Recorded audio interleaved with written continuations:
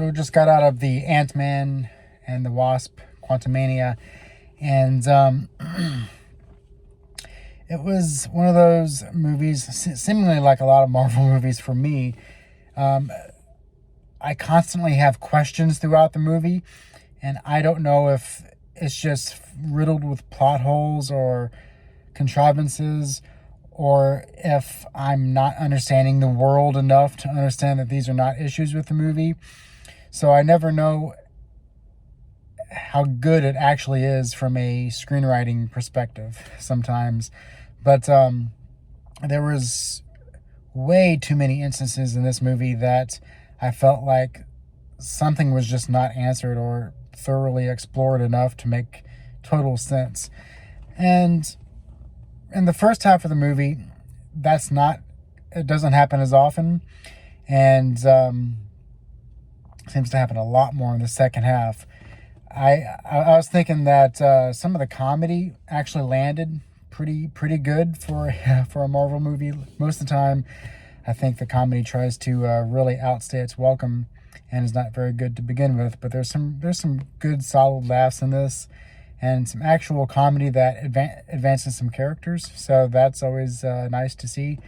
The first half is definitely the better part of the movie. The first half is like a 7 out of 10, and the second half is like a 3 out of 10.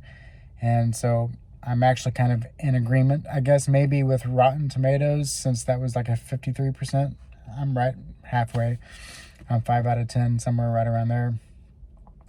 It's entertaining in the first half. And I think that's the biggest problem, because it seems like when you really start getting introduced to the main villain of the movie, it's about seemingly halfway into the movie. It felt like, and the character was just terribly written. I like the actor who played the villain Kang in the movie, but the character was just too many questions. He was too powerful. It was one of those characters who almost have to go throughout the movie and not take things seriously enough, or just play around without trying too hard to be the victor, because obviously the movie just cannot end with the villain winning and destroying all time or whatever. So there's just a lot of frustration with the villain. But like I said, that's all in the second half. And the first half is, weirdly enough, a lot of the filler of the movie, but also the more entertaining aspects of it.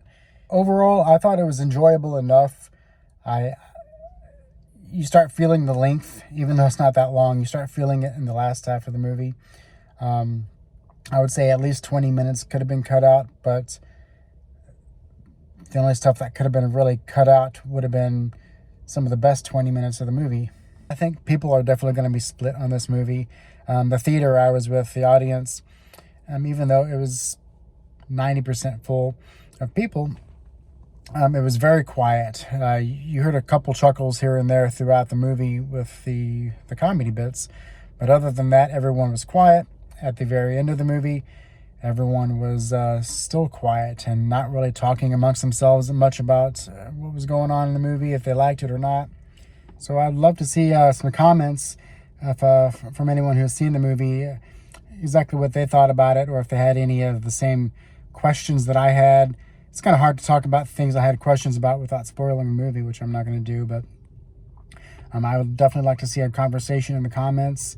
And overall, do you agree with the critics or not on this one?